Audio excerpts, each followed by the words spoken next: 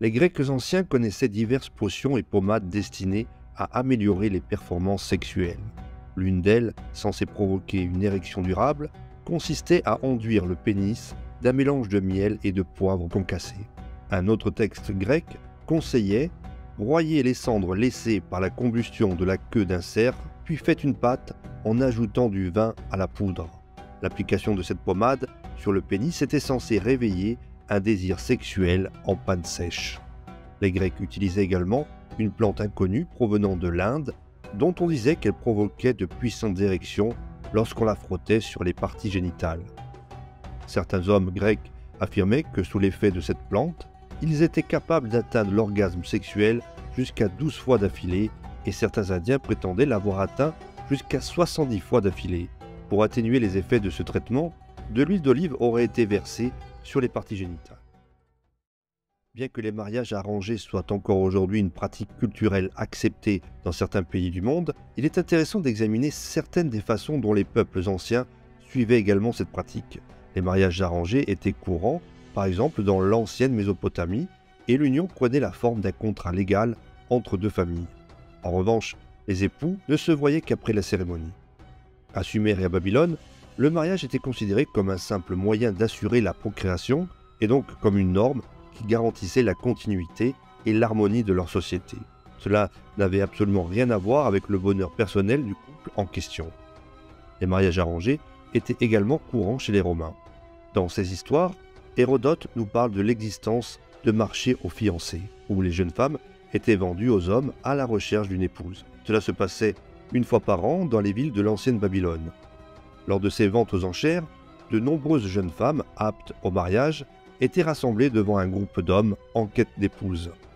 Chacune de ces femmes était vendue au plus offrant. Les hommes les plus riches se disputaient les plus belles demoiselles, tandis que les moins gracieuses allaient aux gens du peuple, qui n'avaient pas les moyens de miser sur les plus séduisantes. Dans les temps anciens, les règles du mariage étaient beaucoup plus strictes pour les femmes.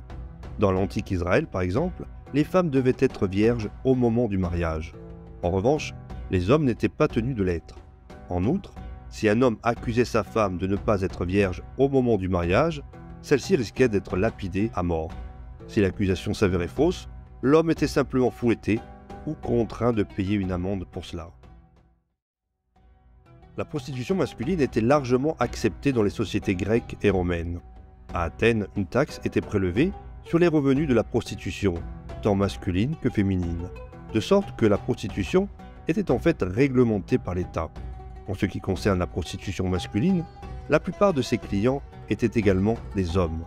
Pourtant, même s'il s'agissait d'une activité légale, un homme qui fournissait des services sexuels en échange d'argent perdait aussitôt ses droits en tant que citoyen.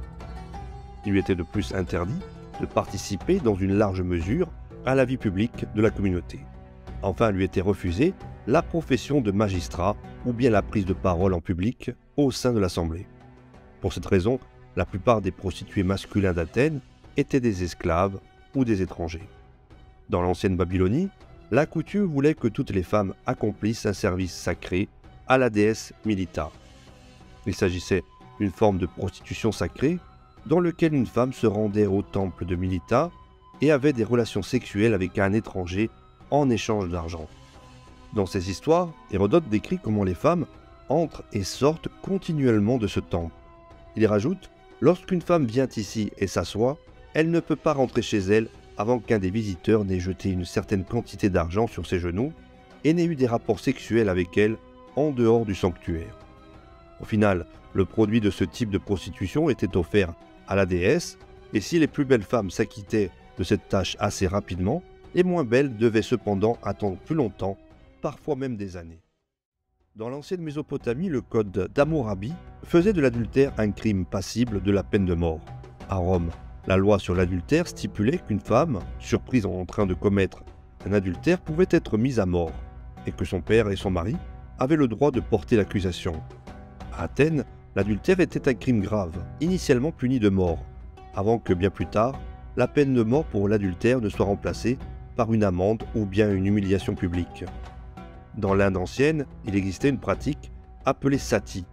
Elle était fondée sur la conviction que la veuve n'avait pas le droit de poursuivre sa vie après la mort de son mari. Ainsi, la veuve devait se jeter sur le bûcher funéraire de son mari défunt et être brûlée vive. Dans une autre version de la même pratique, la veuve était enterrée vivante à côté du cadavre de son mari. La prostituée romaine était connue sous le nom de méretrix, par opposition à une prostibula non déclarée. Méretrix, un mot qui proviendrait du verbe mereo, qui signifie littéralement gagner ou collecter. C'est à partir de là que les premières interprétations peuvent être tirées, car le grec éteira ou porné seraient eux davantage proches du sens de vendre. Par conséquent, ce premier point montre qu'à l'époque, le commerce était déjà considéré comme une transaction économique qui permet de gagner quelque chose, en l'occurrence de l'argent. Ce qui a fait dire à certains que la prostitution romaine aurait été mal comprise dans nos sociétés modernes et qu'au final, elle aurait été beaucoup mieux considérée qu'on ne le pensait. Quoi qu'il en soit, les prostituées dans la Rome antique ne pouvaient être vêtues de la stola, la longue robe des matrones. De ce fait, elles étaient plus facilement identifiables. Elles étaient donc habillées d'une toge, mais pouvaient aussi porter des tenues extravagantes, plus exotiques, voire translucides. Et si les dieux et les héros étaient représentés nus dans l'art grec et romain, la nudité restait toutefois associée à une certaine forme de dépravation des mœurs dans la société romaine. C'était surtout dans les objets d'art érotiques que les femmes perçues comme des objets de désir étaient représentées nues, partiellement ou totalement, ce qui au final restait relativement rare. De même, dans l'intimité, faire l'amour sans aucun vêtement apparaissait comme impudique. Seuls les esclaves, affranchis ou prostituées, pouvaient consentir à se livrer en montrant l'intégralité de leur corps, tandis que les matrones, elles, ne se dénudaient que de manière contrôlée et sélective. Mais au fait, comment devenait-on prostituée à l'époque romaine? En effet, il y avait plusieurs façons de tomber dans la prostitution. La première et la plus courante était l'esclavage. Les descriptions qui nous parviennent des sources classiques sur les femmes qui habitaient les maisons closes en état de servitude sont assez dures, surtout si on les analyse avec notre point de vue actuel. Ainsi, nous apprenons que ces femmes étaient généralement entassées dans des insulae, semblables aux immeubles d'aujourd'hui, et se prostituaient toute la journée, recevant autant de clients que le temps le permettait. Elles étaient ainsi soumises aux mauvais traitements, aux violences sexuelles, ainsi qu'aux maladies sexuellement transmissibles. On sait peu de choses sur les maladies sexuellement transmissibles dans l'Antiquité, mais la gonococcie, en l'occurrence un écoulement purulent des parties génitales, semble attestée par Cels, les médecins arrêtés, et Galien. De même, la gonorrhée, une maladie infectieuse d'origine bactérienne, est connue des anciens. En outre, on sait que les prostituées très bon marché n'étaient pas en bonne santé. Catulle, dans ses poèmes, évoque ainsi une catin fiévreuse, dont s'est entiché son ami Flavius. Malgré tous ces risques, ces prostituées recevaient en tant qu'esclaves de quoi subsister, c'est-à-dire de la nourriture et tout ce qui couvrait leurs besoins fondamentaux. Quoi qu'il en soit, ces jeunes femmes avaient souvent la même histoire. Enlevées et vendues comme esclaves, elles subissaient un phénomène courant lors des voyages en Méditerranée. Il n'était pas rare en effet que des femmes de bonne vertu y soient capturées par des pirates et vendues directement à des maisons closes. Ce marché était vaste et offrait des profits très importants. Cependant, il faut être prudent lorsque l'on considère que la prostitution des esclaves ne concernait que les classes inférieures. Et pour cause, les femmes pouvaient tomber dans l'esclavage de plusieurs manières, y compris à cause d'affaires familiales. Comme lorsqu'un père de famille tombait gravement malade ou mourait, et bien de nombreuses filles étaient contraintes de se prostituer, poussées en cela par leur propre famille ou bien de leur propre chef. Tout cela pour tenter de subvenir à leurs propres besoins. Cela montre bien le niveau de dénuement auquel de nombreuses familles devaient faire face, qu'elles n'avaient parfois pas d'autre choix que la prostitution pour survivre.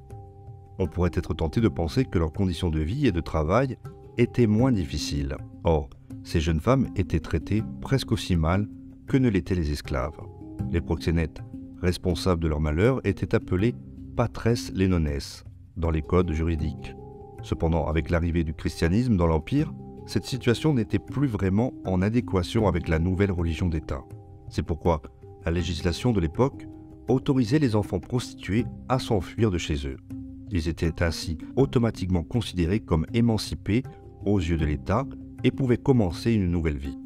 Les jeunes émancipés avaient un avenir incertain, mais au moins ils étaient des sujets légaux à part entière, sans devoir être subordonnés à la famille de leur père ou bien à leurs proxénètes. Les proxénètes, justement, parlons un petit peu de ces derniers.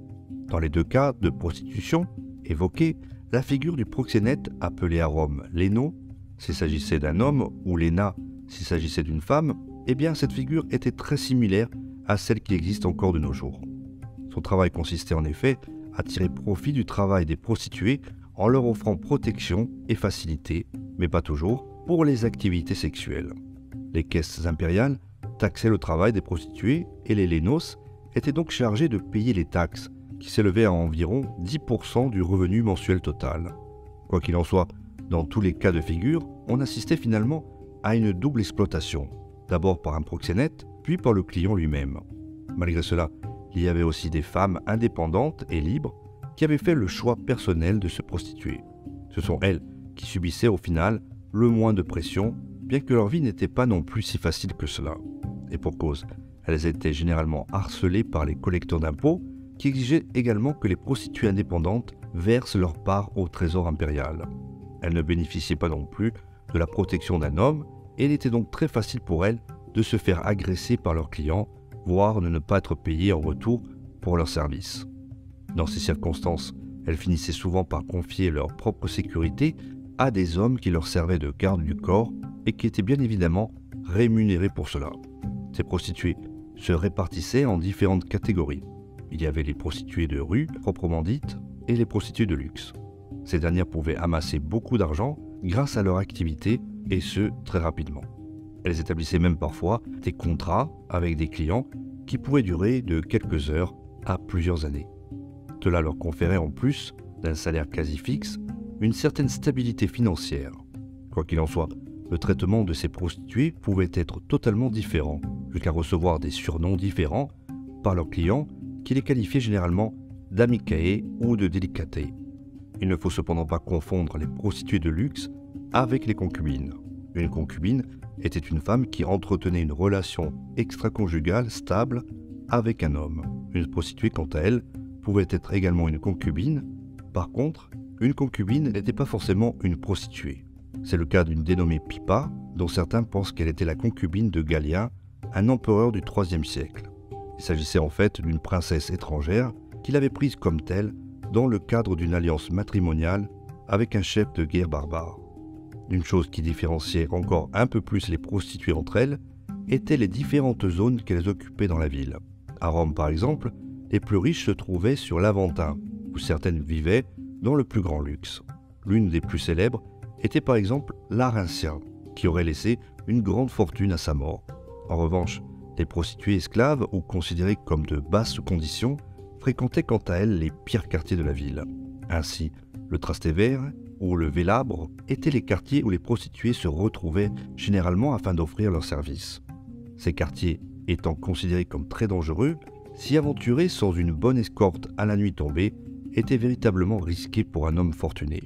Mais le pire des quartiers, en l'occurrence le plus pauvre et le plus dangereux de tous, était celui de Subura, où les prostituées étaient appelées mérétricoulées de manière péjorative, parce qu'elles étaient tout bonnement les prostituées romaines les moins chères de la ville. Cependant, leur zone d'influence ne se limitait pas à ces quartiers, car on les voyait aussi en grand nombre dans les lieux de loisirs comme les théâtres, les amphithéâtres, les cirques, les thermes, les auberges ou bien les tavernes. Généralement, les prostituées se tenaient juste à l'entrée de ces sites, car il était très fréquent qu'après ou avant le spectacle, les clients soient intéressés par leurs services. Cicéron n'hésitait d'ailleurs pas à expliquer que les actrices étaient selon lui toutes des prostituées et qu'en conséquence on avait le droit d'abuser d'elles. On dit que toi et un groupe de jeunes gens avez violé une actrice dans la ville d'Athina, mais ce fait est un droit ancien lorsqu'il s'agit d'acteurs, surtout dans les endroits éloignés. Cela montre clairement le niveau de considération dans lequel les prostituées et les actrices étaient tenues à l'époque. Mais au fait, comment faisaient les prostituées pour contrôler leur fécondité ? Sans doute en recourant à des pratiques sexuelles différentes ou à des méthodes anticonceptionnelles destinées bien évidemment à éviter toute grossesse. Des méthodes plus ou moins efficaces ou dangereuses, comme par exemple les applications locales de divers produits, miel, blanc de cérus, les lavements vaginaux ou bien la consommation de divers breuvages à base notamment de poireaux ou d'élathérium, si l'on suit Soranos d'Éphèse, médecin du IIe siècle après Jésus-Christ. De même, certaines essayaient d'avorter au péril de leur vie à l'aide de potions ou de méthodes mécaniques comme des exercices violents, des massages ou bien l'usage de bâtonnets pointus. Ce choix difficile et risqué s'expliquait par les situations suivantes. Une prostituée ou une courtisane enceinte perdait tout bonnement des clients et des revenus. De même, une femme qui survivait à l'accouchement devait exposer son enfant ou l'élever dans des conditions probablement précaires, ou encore le céder à un amant qui aurait eu dès lors un grand ascendant sur elle. Caton le censeur, qui vécut entre 234 et 149 avant Jésus-Christ, a tenu à l'époque des propos qui semblent bien illustrer comment étaient perçues les prostituées dans le monde romain. Pour lui, ces dernières étaient un mal nécessaire. De plus, il défendait la vertu des femmes romaines, qui se devaient de rester pures pour leur mari.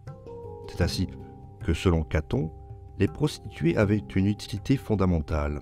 Elles-mêmes entachées d'infamie, elles contribuaient par leur service à ce que les hommes n'harcèlent pas les femmes romaines vertueuses. Pour cela, il faut bien assimiler les rôles hommes et femmes qui caractérisent la société romaine et qui diffèrent de l'idée que nous nous en faisons aujourd'hui.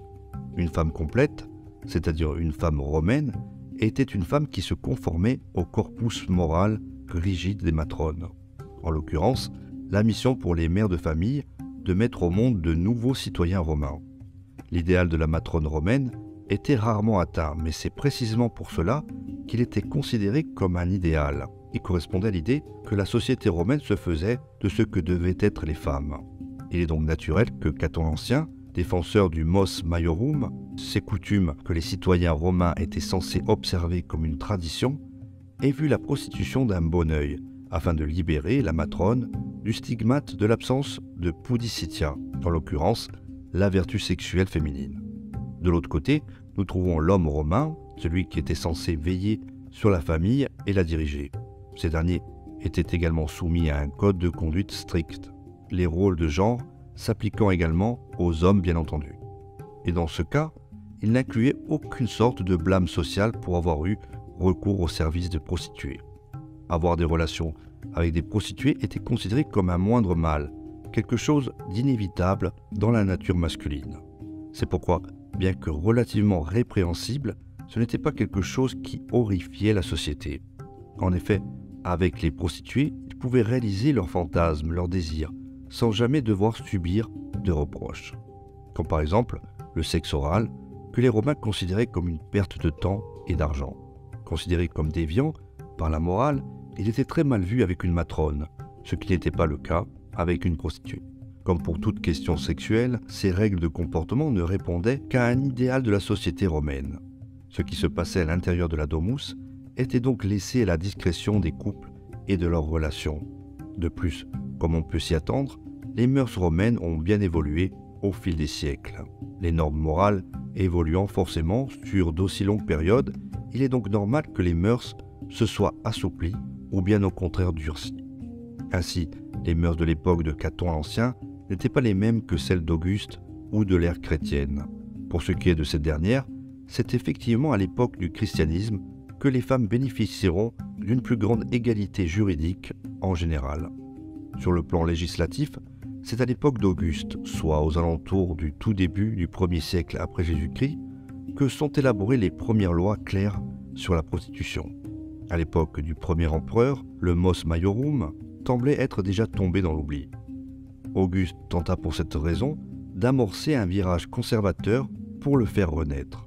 À cette fin, la situation des prostituées s'est vue réglementée par la Lex Iulia et Papia Popea, une loi qui faisait de la prostituée un objet utile, mais non pourvu de certains droits. Ce même code concluant que la prostituée était quo corpore quaestum facit, c'est-à-dire celle qui vivait de son corps. Selon cette loi, la femme prostituée était donc un métier à la fois détesté et pénible, mais en même temps nécessaire à la société. De ce fait, le code romain considérait les travailleuses du sexe comme des turpes, c'est-à-dire qu'il les accusait carrément d'être incomplètes ou déficientes. En effet, certains auteurs insisteront sur le fait que, quelle que soit la situation économique de la famille, elle n'avait aucune excuse valable pour tomber dans une telle turpissima vita, une vie aussi laide. Un argument fondé sur leur manque de pudicitia que l'on pourrait traduire par chasteté. Par conséquent, elle ne pouvait ni effectuer ni recevoir d'héritage tant qu'elle n'avait pas renoncé à la prostitution, tout comme il leur était totalement interdit de se marier. La femme pratiquant un métier aussi infâme perdait donc en conséquence tous ses droits ou du moins était réduit fortement, et jusqu'à ce qu'elle décide de quitter la profession. Le léno, de son côté, se voyait également restreindre ses droits civils, car il était également considéré comme infâme pour la bonne et simple raison qu'il s'était lui aussi engagé dans une activité considérée comme dégénérée. À noter que le nom de toutes les prostituées frappées d'infamie était consigné dans un registre tenu par les édiles. Ainsi, toute femme qui faisait commerce de son corps était tenue de se déclarer au bureau de l'édile, ce qui, selon Tacite, devait empêcher les femmes libres de naissance de se prostituer. La perte de leur dignité liée à cet aveu public étant suffisante selon lui pour les dissuader du métier. Selon l'historien toujours, la profession de courtisane avait été interdite aux filles dont l'aïeul, le père ou le mari était un chevalier romain. Et si l'on en croit Suétone enfin, l'empereur Tibère avait fait exiler tout individu qui choisissait un tel mode de vie au prix de sa dignité et avait autorisé les proches d'une matrone qui se prostituait à la punir sévèrement.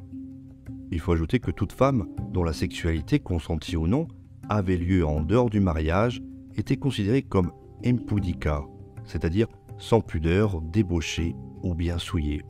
Seul le suicide permettait de regagner cette pudeur perdue, raison pour laquelle la patricienne Lucrèce, par exemple, se donna la mort après avoir été victime d'un viol.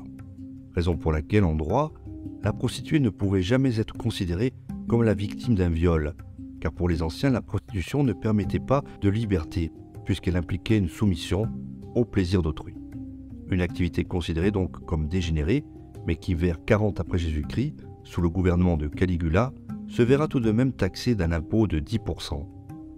Une charge fiscale très élevée pour l'époque, qui était ainsi prélevée sur les revenus de ces travailleuses, bien spécifiques, et ce même dans des territoires plus autonomes, comme c'était le cas en Égypte par exemple.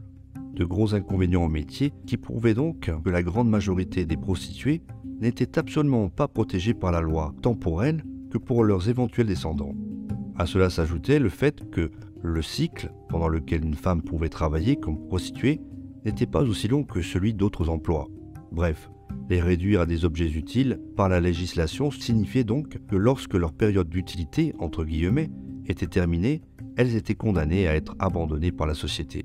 Leur statut juridique ne leur permettait pas d'être des personnes à part entière, mais comme nous allons le voir, c'est précisément cette situation qui faisait d'elles des figures capables de transgresser les normes existantes. Malgré tout, les femmes sont devenues, à l'époque romaine, une sorte de figure de la transgression, tant dans l'art que dans la vie quotidienne. Le fait qu'aucun cadre de vie strict ne leur était réellement imposé, comme il était aux autres femmes, leur permettait de s'exprimer beaucoup plus facilement. Ainsi, les prostituées les plus riches avaient au final davantage de liberté qu'une matrone romaine. Sur le plan sexuel, elles pouvaient se permettre de faire ce qu'elles voulaient sans être véritablement stigmatisées. Ces femmes pouvaient par exemple pratiquer et obtenir des relations sexuelles orales, voire anales, sans pour cela être montrées du doigt. Après tout, elles étaient déjà mal vues pour le simple fait d'être prostituées, et cela allait logiquement de pair avec leur mode de vie marginal. Cependant, sur le plan social, elles pouvaient également obtenir certains avantages pour leurs conditions. Ainsi, les femmes qui offraient leurs services de manière indépendante et luxueuse pouvaient se rendre à des banquets publics, boire du vin ou même participer à des conversations masculines, ce qui était formellement déconseillé aux femmes vertueuses. À noter que si ces dernières avaient bel et bien leur culte spécifique, les prostituées avaient également droit à leur fête, qui, à travers la mise en avant de leur corps et d'une gestuelle impudique, favorisait la séduction et l'érotisme dans le cadre d'une sexualité non procréative, à la différence des matrones. Ainsi, pendant les Jeux floraux, notamment à l'honneur de la déesse Flore, en l'occurrence entre le 23 avril et le 3 mai, les prostituées se dénudaient dans les théâtres en évoquant chacune leurs tarifs et leurs spécificités. On célébrait en outre le culte de la Vénus Éricine, du mont Eryx, le 23 avril, jour de la prostitution, appelé par les Romains Meretricum Dies. Ce jour bien précis, les prostituées défilaient au temple pour honorer la déesse, montrant de fait leurs atouts et s'assurant une certaine publicité devant des hommes venus voir le spectacle. Il existait de surcroît des cultes communs aux matrones et aux prostituées, rappelant les rôles respectifs de chacune d'elles, comme par exemple la fête en l'honneur d'Anna Perenna, le 15 mars, les fêtes de Vénus Verticordia et de Fortuna Virilis, le même jour, soit le 1er avril, ou des Nones Caprotines, tous les 7 juillet. C'est justement durant celle-ci, célébrée en l'honneur de Junon Caprotina, que les matrones se livraient à des rituels de fécondité, tandis que les prostituées et les esclaves simulaient de leur côté des combats et provoquaient les hommes, protégeant ainsi les matrones des pulsions sexuelles des hommes en les détournant sur elles. La seule position sexuelle que l'Église catholique considérait comme légale était le missionnaire. Et pour cause, l'Église catholique pensait que le missionnaire était la seule position qui ne risquait pas de brouiller les rôles des hommes et des femmes ou de mettre l'accent sur les aspects agréables de l'acte, le sexe étant considéré par la religion comme un moteur de procréation. En conséquence, le missionnaire était la seule position dite naturelle. Tout le reste était impur et vous conduisait directement en enfer, enfin selon les dogmes de l'Église catholique, qui imposait à l'époque un contrôle féroce sur tous les aspects de la vie privée et publique des croyants. Au XIIIe siècle, néanmoins, la morale s'étant un peu relâchée, on retrouve à cette époque un classement élaboré par le frère dominicain allemand Saint Albert le Grand, dans lequel les positions sexuelles étaient notées selon leur niveau de dépravation, du missionnaire acceptable à la levrette dépravée. Le sexe par derrière, si l'on peut dire, était alors considéré comme une bestialité, les pratiques orales et anales appartenant à la catégorie de sodomie en vertu de la définition biblique. Les relations sexuelles avant le mariage étaient interdites. Vous le savez, puisque c'est encore le cas aujourd'hui, dans de nombreuses religions et cultures. Sauf qu'à l'époque médiévale, si vous étiez surpris en train d'avoir des relations sexuelles avant le mariage, eh bien vous étiez tout simplement passible d'amende. En conséquence, les enfants conçus hors mariage étaient également considérés comme la conséquence d'un comportement immoral.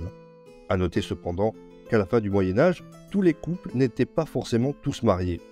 Avant le Concile de Trente, 1545-1563, il existait en effet d'autres formes de cohabitation provisoire ou définitive entre hommes et femmes, même si elles étaient condamnées par l'Église, à l'instar des relations adultères, de la bigamie, du concubinage ou bien d'une seconde union après séparation. Petite précision, c'est l'infidélité de la femme mariée et non de celle de l'homme qui fondait l'adultère, en raison des enfants illégitimes introduits dans le foyer. Le terme adultère s'employait d'ailleurs quasiment exclusivement pour les femmes. Quant au concubinage, celui-ci était étonnamment fort répandu. Il n'était pas rare en effet de constater que des clercs vivaient en compagnie d'une concubine, comme mari et femme, avec aussi parfois des enfants au milieu du couple. Pour de nombreux jeunes gens de milieux défavorisés, c'était également un choix provisoire dans l'attente de faire un vrai mariage. Dans la plupart des sociétés, le pouvoir est basé sur l'expansion démographique et le renouvellement des populations. Le simple fait pour un couple de ne pas réussir à avoir d'enfants était ainsi condamné.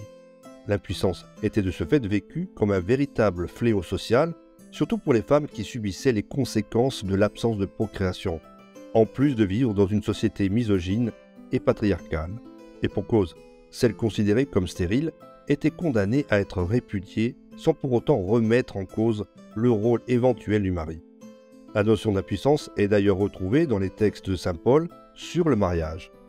C'est en effet ce dernier qui dit, expressément, je le cite, « que le mari remplisse ses devoirs envers sa femme et que sa femme fasse de même envers son mari. » Et à l'époque, tenez-vous bien, les mécanismes de l'impuissance étaient expliqués non pas par la science, mais plutôt par le biais de phénomènes magiques et surnaturels. L'Église, les magistrats et le peuple y verront les faits de force satanique, pensant que des personnes possédaient bel et bien le pouvoir magique de frapper d'impuissance les jeunes époux, en nouant par exemple l'aiguillette. En effet, les braguettes de l'époque étaient nouées avec des aiguilles et on pensait qu'en nouant un cordon tout en prononçant des formules magiques, on pouvait de ce fait frapper un homme d'impuissance. Ces noueurs de braguettes, si l'on peut dire, non contents d'être des adeptes du tricotage, pratiquaient en parallèle une cérémonie en récitant des incantations tout en effectuant leurs nœuds sur une bandelette de tissu. Cependant, c'était une pratique assez risquée, car les personnes reconnues coupables de ce maléfice étaient généralement condamnées à mort. Une autre pratique consistait, elle, à faire ingérer à l'époux toutes sortes d'herbes maléfiques, dont la laitue. Incroyable mais vrai, on pensait à l'époque que la laitue était à ce point maléfique qu'elle empêchait l'homme d'accéder à la jouissance amoureuse s'il en consommait, allant même jusqu'à le rendre impuissant. La laitue était pour cette raison bannie dès l'Antiquité des banquets rituels réservés aux hommes des cités grecques. Quoi qu'il en soit, cette crainte de l'impuissance, par malédiction, a conduit carrément certains mariages à être prononcés de nuit, et ce sans témoin. L'impuissance était au Moyen-Âge, et ce jusqu'à l'époque moderne, la seule raison qui permettait d'obtenir la dissolution d'un mariage, raison pour laquelle le mari devait fournir publiquement la preuve qu'il n'était pas atteint d'impuissance. Chose très difficile à prouver, érection et éjaculation devant témoins étant les principales preuves. À cet égard, les preuves du congrès, du latin congressus, pouvant signifier commerce charnel, consistait à effectuer intégralement son devoir conjugal devant plusieurs témoins et si nécessaire démontrer que l'époux incriminé pouvait obtenir une érection et une éjaculation sans difficulté. Cette épreuve s'est installée par la suite durablement en France au cours des XVIe et XVIIe siècles. Bien qu'utilisée aussi en Italie, cette épreuve était considérée, cocorico, comme une spécialité bien française. Cette épreuve a en tout cas fait scandale, tant par sa manière de procéder que par le fait qu'elle ne pouvait apporter, avec certitude, la preuve de l'impuissance totale et définitive d'un homme. L'Église, à l'époque et encore aujourd'hui, considère comme un péché l'utilisation d'un préservatif, ou tout du moins tout ce qui arrête le processus naturel de l'éjaculation. Mais les historiens ont également trouvé des traces de l'utilisation de préservatifs à l'époque médiévale, bien qu'ils aient existé dans l'Égypte antique. Même si le but premier était davantage de traiter les MST, maladies sexuellement transmissibles, qui faisaient des ravages. Laissez-moi vous dire que ces préservatifs n'avaient rien à voir avec ceux d'aujourd'hui. Ils étaient fabriqués en effet à partir de vessies d'animaux, d'intestins ou bien de lin pour ceux constitués en tissu. Et contrairement à aujourd'hui, ils étaient réutilisés à l'infini. C'est au XVe siècle que Gabriel Falloppia, médecin italien, préconisa une protection en étoffe de lin enduite de pommade en raison de l'épidémie de syphilis qui frappait les populations d'Europe et en particulier les militaires. Louis XIV fera d'ailleurs évoluer ce modèle de préservatif en ajoutant le luxe d'une garniture de soie ou de velours. Bien que la masturbation soit considérée comme un péché, les gens continuaient à utiliser différents moyens pour se procurer du plaisir sexuel, notamment à l'aide de godemichés. Ce mot provient du latin médiéval « gaudemii » qui signifie « donne-moi du plaisir ». Et s'il est difficile d'en retrouver mention dans les manuscrits datant du Moyen-Âge, il serait hâtif de conclure qu'il n'était pas utilisé à cette époque. On a découvert en effet que certaines femmes faisaient cuire des miches de pain jusqu'à ce qu'elles soient assez dures pour être utilisées comme godemichés. Il faut savoir que le Moyen-Âge prêtait des vertus thérapeutiques et anti-adultères à la masturbation. Utiliser des légumes ou des objets en bois n'était donc pas si rare que ça. Dès le XVe siècle, le godemiché va même être accaparé par l'industrie du luxe et les XVIe et XVIIIe siècles vont donner naissance, selon les envies, à de magnifiques objets dont la fabrication sera confiée à des ébénistes, des orfèvres, l'ivoire étant très souvent privilégié, mais également à des verriers, à Murano en Italie notamment, la publicité étant assurée par la littérature mondaine de l'époque.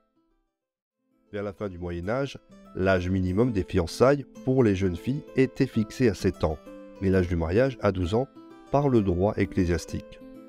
Les garçons, quant à eux, ne pouvaient pas se marier avant 14 ans. Se marier jeune était normal à une époque où la durée de vie, ainsi que la durée de jeunesse, était très courte. Quoi qu'il en soit, les femmes étaient jugées sur leur virginité. Et si vous n'étiez pas vierge, eh bien vous n'étiez pas considéré comme pur. En conséquence, les futures épouses, qui étaient capables de se réserver jusqu'à leur mariage, se voyaient offrir un prix. En effet, les maris étaient censés offrir des cadeaux à leurs femmes après avoir consommé leur mariage en guise de récompense. Incroyable, mais au Moyen-Âge, le sexe était considéré comme un mal cependant nécessaire pour faire des bébés. Cela signifie en gros que l'on pouvait avoir des relations sexuelles, mais uniquement parce qu'il le fallait bien pour la procréation et la diffusion du christianisme qui s'ensuivait automatiquement. On n'était donc pas censé y prendre du plaisir, et si c'était le cas, eh bien cela était considéré comme un péché. À l'époque médiévale, et surtout à partir de la réforme grégorienne, la luxure fut en effet considérée comme l'un des péchés les plus scandaleux et les plus répréhensibles qui soient. L'historien Jean-Louis Flandrin, en dépouillant des pénitentiels, a établi le calendrier auquel devait se soumettre le couple marié pour l'union charnelle. Au Moyen-Âge, un ménage pieux ne pouvait ainsi accomplir l'acte sexuel que 91 jours par an, les jours d'impureté de la femme, que ce soit durant la grossesse, le postpartum ou les menstruations, les 3 carêmes, Noël, Pâques et la Pentecôte, mais aussi et surtout les jours d'abstinence, jeûne et prière étaient en effet impropres à l'union sexuelle. Grâce à l'Église, on apprend même à quel moment de la journée on peut s'abandonner à l'autre. Selon Platine, humaniste du XVe siècle, on doit éviter l'acte quand on est plein de vin ou d'autres viandes. Mais aussi quand on a l'estomac vide et quand on a très faim, car une personne trop maigre et sèche deviendra éthique et perdra sa chaleur naturelle. Toujours selon Platine, la bonne heure pour le faire est quand la nourriture est presque digérée, quand on n'a pas envie de dormir ou de faire autre chose. Ces mêmes pénitentiels, qui étaient en fait des livres rédigés à l'intention du clergé, afin de guider les clercs dans l'administration du sacrement de pénitence, prévoyaient justement des sanctions pour les couples n'appliquant pas ces prescriptions. Pour autant, le christianisme vécu était bien différent du christianisme pratiqué, les couples n'appliquant pas systématiquement ces recommandations. Dans l'Église catholique médiévale, la luxure des clercs était le plus souvent qualifiée d'incontinentia carnis, incontinence de la chair. Dans les procès menés par la papauté contre les prélats, archevêques, évêques et abbés au XIIIe siècle, et dans la première moitié du XIVe siècle, en l'occurrence durant l'époque qui correspond à l'apogée de la théocratie pontificale, l'accusation d'incontinence de la chair était par exemple la deuxième plus fréquente, derrière celle de lapidation des biens ecclésiastiques, et avant même celle de simonie, qui consistait en l'achat, la vente de biens spirituels, de sacrements, de postes hiérarchiques, de charges ecclésiastiques ou bien de services. Vous l'avez probablement vu venir, si la masturbation était considérée comme illégale, tout acte sexuel ne permettant pas de concevoir un enfant était également considéré comme un péché. Les relations sexuelles anales et orales étaient en conséquence formellement interdites. Saint Théodore de Tarse, qui vécut au 7e siècle et qui fut archevêque de Canterbury, dans le pénitentiel de Théodore, chapitre 2 sur la fornication, et qui est basé directement sur les enseignements écrits par son élève, dit la chose suivante concernant ces péchés malicieux. Celui qui éjacule dans la bouche d'un autre devrait faire pénitence pendant 7 ans. C'est la pire des malices. Il rajoute enfin que ceux qui ont été jugés en tant que tels devront se repentir de cela jusqu'à la fin de leur vie. Ces pratiques étaient donc toutes considérées comme des péchés, mais étaient toutefois condamnées de manière variable selon les régions. Ainsi, la masturbation n'était pas vraiment sanctionnée de la même façon lorsqu'elle était pratiquée seule ou avec une autre personne, manuellement ou bien à l'aide d'un instrument. Si celle des femmes était assez bien tolérée, s'amuser tout seul pour les hommes était pire que rompre le carême. Et la sodomie dans tout cela, eh bien étonnamment, l'homosexualité n'inquiétait pas plus que ça au début du Moyen-Âge, les clercs étant plus préoccupés à traquer la polygamie ou bien l'inceste.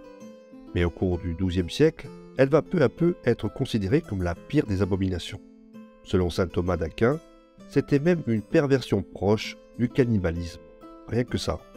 Bon nombre de croyances circulaient alors, l'homosexualité était contagieuse, elle aurait même été responsable de la défaite des croisés en Terre Sainte. Les maisons et les sociétés médiévales manquaient d'intimité et il était difficile pour les couples de trouver des endroits où ils pouvaient batifoler en toute quiétude. Contrairement à aujourd'hui, la séduction était l'apanage des hommes, c'était même un impératif social à l'époque.